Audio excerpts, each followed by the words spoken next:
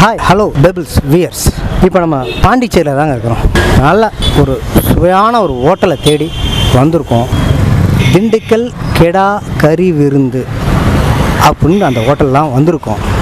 இந்த ஹோட்டல் எங்கே இருக்குதுன்னு கேட்டிங்கன்னா ரங்கப்பிள்ளை ஸ்ட்ரீட் எம்ஜி ரோடு கார்னரில் அந்த கேஎஃப்சி ஆப்போசிட்டில் தான் இருக்குது. என்னென்ன ஸ்பெஷல் இருக்குது, என்ன மெனு இருக்குன்னு வாங்க உள்ளே போய் பார்ப்போம்.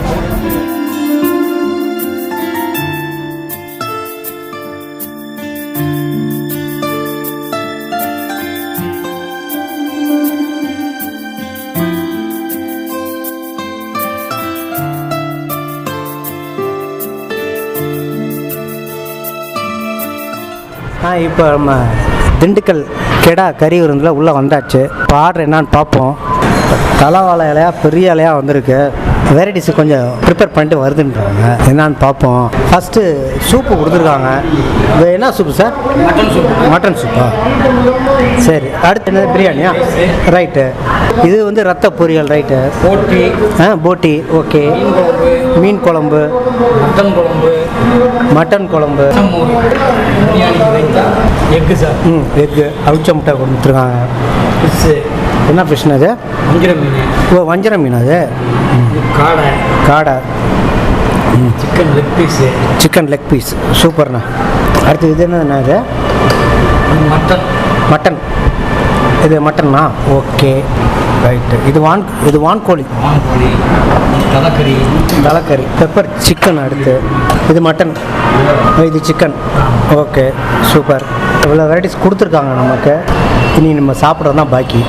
சூப் சாப்பிட்றோம். நல்லா பீஸோடு கொடுத்துருக்காங்க.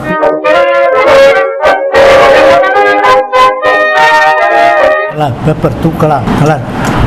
சிக்கன்லேருந்து ஆரம்பிப்போமா இல்லை மீன்லேருந்து ஆரம்பிப்போமா? மீன்லேருந்தே ஆரம்பிப்போமே.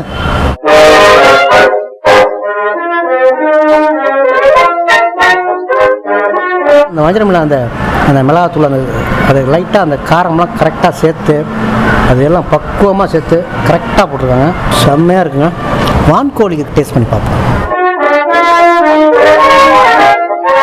இந்த வான்கோழிக்கு அந்த மசாலா, அதோட கறி எல்லாமே நல்லா பாயிலாக இருக்குது, நல்ல டேஸ்ட்டாக இருக்குது. அதுக்கடுத்து மட்டன் சாப்ஸு அருமையாக இருக்குது. தலைக்கறி. தலைக்கறியும் சூப்பராக இருக்குது. சிக்கன் லெக் பீஸு செமையாக இருக்குங்க. அடுத்து பிரியாணி டேஸ்ட் பண்ணுவோம். நல்லா இருக்குங்க. அடுத்து ஒயிட் ரைஸ் வச்சுட்டு என்னான்னு பார்ப்போம். மீன் குழம்பு எடுத்துருக்கேன்.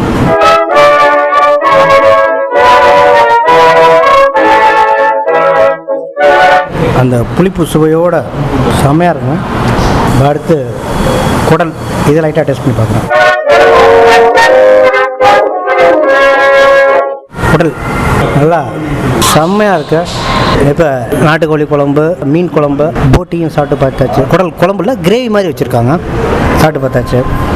அடுத்து ரசத்துக்கு வந்தாச்சு. இந்த காடை ஏன் டச் பண்ணலன்னு நினைக்கிங்கன்னா, ரசத்துக்கு காடையும் கொஞ்சம் ஒரு வித்தியாசமாக இருக்குன்னு நினச்சி தான் அதை கடைசி டச் பண்ணலான்னு இருக்கேன். கொஞ்சம் வெயிட் பண்ணுங்க.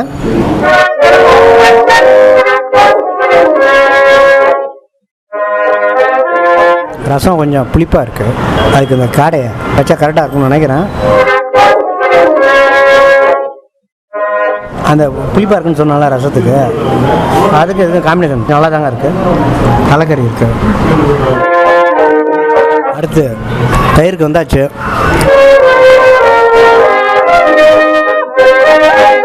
செம்மையாக இருக்கும். சூப்பருங்க. எல்லாமே நல்லா இருக்குது. டேஸ்ட் டிஃப்ரெண்ட்டாக இருக்குது. நீங்களும் சாப்பிட்டு பாருங்கள். சாப்பிட்டு பார்த்துட்டு என்னான்னு சொல்லுங்கள். திண்டுக்கல் கெடா கறி விருந்தில் சாப்பிட்டாச்சு.